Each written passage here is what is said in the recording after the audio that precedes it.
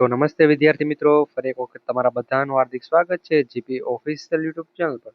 તો મિત્રો, આજે આપણે મહત્વની ચર્ચા કરીશું કે ભાઈ ટાટ પરીક્ષા અંગે છે એક નવો પરિપત્ર જાહેર થયો છે. રાજ્ય પરીક્ષા બોર્ડ દ્વારા છે મોટી જાહેરાત મિત્રો કરવામાં આવેલી છે કે જેની અંદર છે ટાટ સેકન્ડરી હાયર સેકન્ડરી જે પણ એક્ઝામ છે એની પરીક્ષાની તારીખમાં ફરી છે ફેરફાર કરેલો છે. રાજ્ય પરીક્ષા બોર્ડ દ્વારા મિત્રો પરિપત્ર પણ ઓફિશિયલી જાહેર કરવામાં આવેલો છે અને મિત્રો ફેરફાર પણ છે થઈ ગયો છે.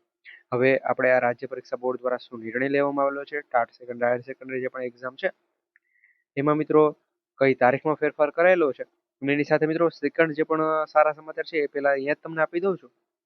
તો ભાઈ જેણે પણ ટાટ ટેટ પાસ કરેલ ન હોય એના માટે મિત્રો ભરતીની જાહેરાત કરેલી છે. તો એ ભરતીની જાહેરાતનો ફૂલ ડિટેલનો વિડીયો છે તમને આ વિડીયોના કોમેન્ટ બોક્સની અંદર છે પિન કરેલો જોવા મળી જશે. તો ખાસ કરી એ વિડીયો પણ જોઈ લેજો કે જેથી કરી તમને એ પણ ખબર પડે, અથવા તો મિત્રો આ વિડીયોના ડિસ્ક્રિપ્શનમાં એની હું લિંક આપી દઈશ. તો ખાસ કરી એ વિડીયો છે જોવાનું ભૂલતા નહીં. કારણ કે ભાઈ જો હજુ સુધી તમે ટાટ ટેટ એક્ઝામ આપેલી નથી, પીટીસી અને બીએડ કરેલું છે, તો તમે એમાં ફોર્મ ભરી શકો છો અત્યારેથી. તો ખાસ કરી એમાં ભરી દેજો. તો આપણે સમયને બગડતા આગળ વધીએ મિત્રો. તો મિત્રો સૌ પ્રથમ આ એક પરિપત્ર જાહેર થયો હતો 5 તારીખના રોજ. મિત્રો 5/3/2026 ના રોજ છે એક પરિપત્ર જાહેર થયો હતો. અહીંયા તમે ડેટ પણ છે જોઈ શકો છો. તો પેલા વેલા છે મિત્રો આ તારીખના રોજ છે એ તારીખ બદલાવેલી હતી. અહીંયા તમે જોઈ શકો વિષય આપેલો છે શિક્ષક અભિરુચિ કસોટી ઉચ્ચતર માધ્યમિક, એટલે આપણે હાયર સેકન્ડરી માટે છે. એની અંદર પ્રાથમિક કસોટીની તારીખમાં ફેરફાર કરવા બાબત છે મિત્રો પરિપત્ર જાહેર થયો હતો, જેનો સંદર્ભ પણ છે અહીંયા તમે જોઈ શકો છો.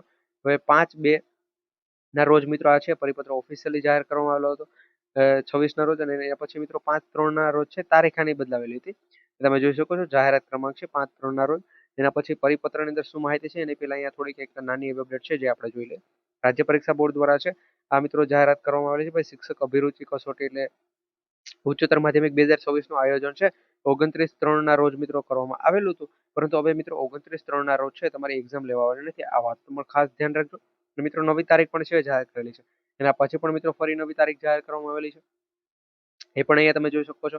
અને આની મિત્રો ઓફિશિયલી સાઇટ આપણી છે www.sebee.exam,